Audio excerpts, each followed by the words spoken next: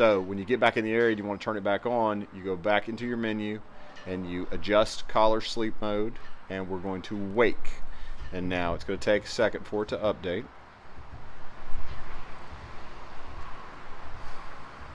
There you go. And you'll notice that the GPS has not quite come on yet. It takes a second for it to pick back up. But basically that allows you to power down the radio signals on the collar so that it's no longer doing GPS or MERS communication. And that's going to drastically improve your battery life.